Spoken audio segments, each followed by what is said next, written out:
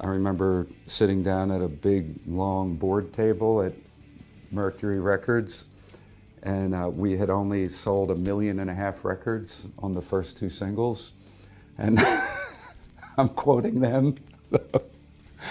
And they said that there was this new wave of stuff coming, and The early 90s, a fault line in heavy music. One side dripping with Aquanet and neon swagger, the other wrapped in thrift store gloom and cigarette-burned ennui. And somewhere between those clashing aesthetics, a question has echoed for decades, whispered in record shops, screamed in dive bars and muttered by aging headbangers who still swear their scene was immortal. Did grunge kill metal? The mistress isn't here to hand you an easy verdict. Oh no. Tonight, we're peeling back the layers. Industry hype, media narratives, fan betrayal, and the uncomfortable truths no one likes to admit. Maybe metal was murdered. Maybe it committed a glorious theatrical self-destruction. Maybe grunge was the assassin. Or maybe it was the alibi. Lean in. The amps are warming, the past is restless, and the truth is about to crawl out of the speakers, whether you're ready for it or not. Heavy metal definitely rules. Twisted Sister, Judas Priest, Dawkins, Ozzy, Scorpions, they all rule. There was a moment, brief in the grand timeline of heavy music, but blindingly bright, when the Sunset Strip wasn't just a street.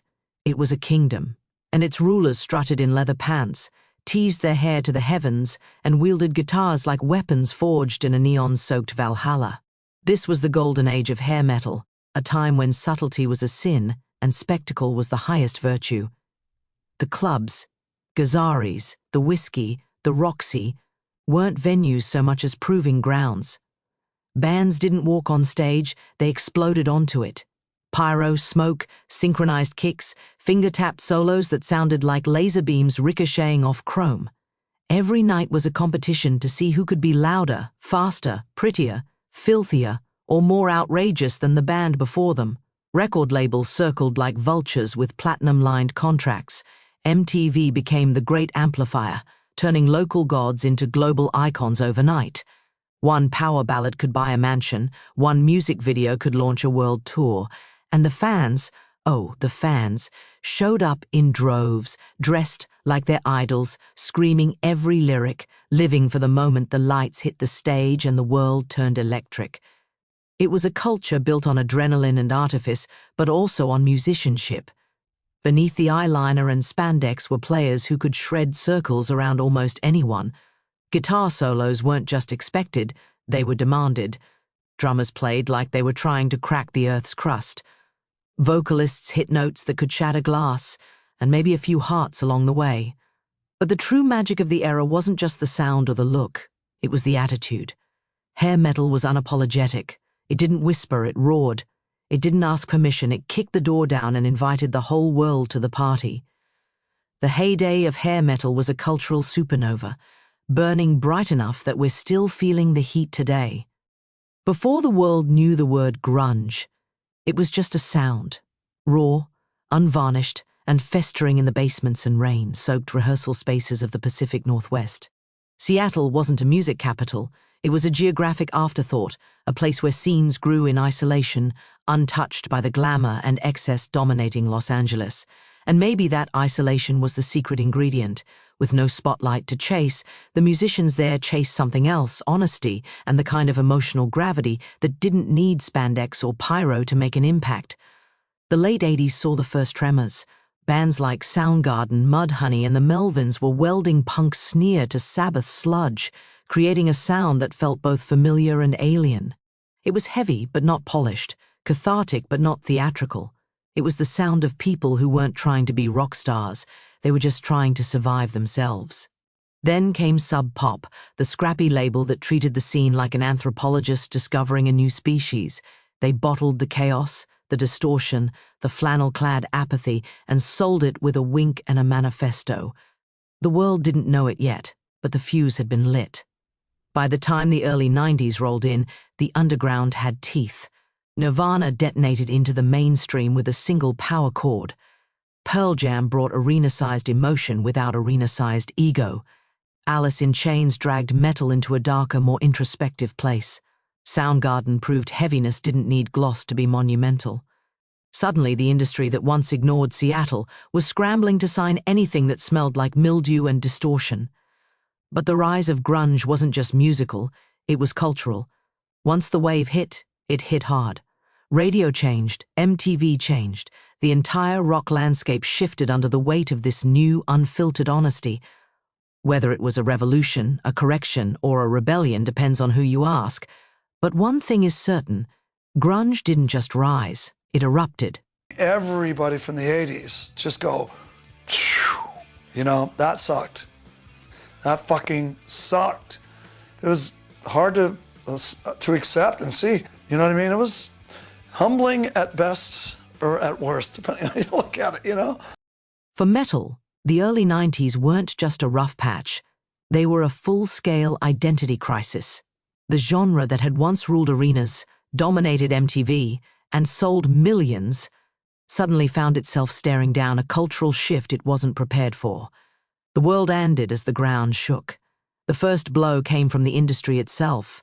Record labels that once threw money at anything with a power cord and a can of hairspray suddenly pivoted. The same executives who demanded bigger choruses and glossier videos were now chasing flannel-clad bands from Seattle. Overnight, metal acts who'd been treated like royalty were told they were outdated, overproduced, uncool. Budgets shrank, tours were scaled back, some bands were dropped outright. Then came the media narrative. Magazines and MTV didn't just shift focus, they rewrote the story. Metal was framed as a relic of the 80s, a cartoonish excess that the authentic 90s had outgrown. The press treated grunge as a cleansing fire, and metal as the mess it burned away. Even bands that had nothing to do with glam, thrash, traditional power metal, got lumped into the same dinosaurs category. It was guilt by association, and it stung. Fan culture fractured. Some metalheads embraced the new wave of darker, more introspective music. Others doubled down on the old guard. And many simply drifted away, pulled by the gravitational force of whatever MTV told them was the new truth. Musically, the landscape shifted under metal's feet. The polished production and virtuosic solos that defined the 80s suddenly felt out of step with the stripped-down ethos of the decade. Bands that tried to adapt often alienated their core fans. Bands that refused to adapt risked fading into irrelevance. It was a no-win scenario. Tours that once sold out arenas now played to half-filled theaters. Some bands imploded under the weight of changing tastes, internal conflict, or the simple exhaustion of trying to stay afloat in a world that had turned its back. Where everybody looks the same, everybody sounds the same, and we're getting into that again, which is everything that punk rebelled against in the 70s. I think it's time for a revolution, a musical revolution of some sort. Someone's got to do something original here. Metal didn't collapse because one genre killed it. The truth is far more complex and far more human. By the early 90s, the metal landscape, especially the glam and hard rock side, was bursting at the seams. Every label wanted its own motley crew, its own poison, its own warrant. And when the money was flowing, the industry kept cloning them. Too many bands chasing the same sound, too many albums built from the same blueprint, too many videos with the same tropes, convertibles, catwalks, babes, and slow-motion hair flips. The magic that once felt rebellious and dangerous became predictable. When everything looks like the same party, the party stops feeling special. Oversaturation didn't just dull the shine, it made the entire genre vulnerable to the next cultural shift. The early 90s were not the 80s. The cultural mood changed dramatically. Economic anxiety was rising, cynicism replaced the glossy optimism of the previous decade, youth culture shifted toward authenticity, introspection, and emotional rawness. And the Cold War ended, altering the global mood. Conversations about mental health, trauma, and alienation were becoming mainstream. Metal, at least the mainstream version, was still selling escapism, decadence, and fantasy at a time when the world was turning inward. The big hair, big hooks, and big egos suddenly felt out of sync with a generation that didn't want to party, they wanted to process. Meanwhile, heavier subgenres were evolving to meet the moment. Death metal, black metal, groove metal. But they lived in the underground, far from MTV and radio rotation. The cultural tide shifted, and the metal that dominated the charts simply wasn't built for the new emotional climate. Metal's biggest commercial wave was powered by teenagers, kids with disposable time, disposable income, and a hunger for identity. But by the early 90s, that generation had aged into adulthood, and adulthood hit hard. Grunge exploited this reality while metal sought to escape it. But here's the thing, a lot of that era completely died too. It just didn't get as beat up as our era. Yeah. If you're going to live big, meaning if you're going to live excessive, you also got to remember you're going to take that beating when it comes down. The one thing we did when the whole music changed, right, or what was happening then, changed a bit, our band never went in and said we hated what we did. And the mistake the bands of the 80s made, a lot of them, every one of them was like, oh, I was never in that band. I hated the music. And that's a diss to the fan. So then did grunge kill metal? Hell no.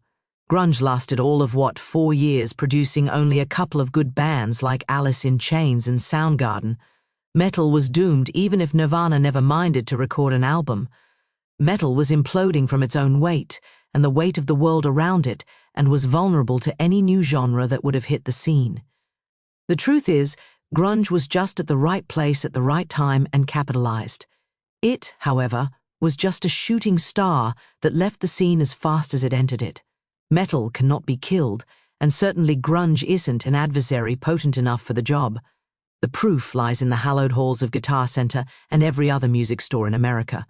The kids aren't playing Pearl Jam or Nirvana, they are playing the riffs that made the 80s great. This is the word of your mistress, and as such, it is gospel. Now grab a cassette, throw it in your Walkman, and bang your head to shout at the devil. I didn't like it. I still don't like it. I never understood about singing about how up your life is when everybody knows their lives are up. The next generation was more about, teen angst and, I hate my parents rather than let's go out and have some fun and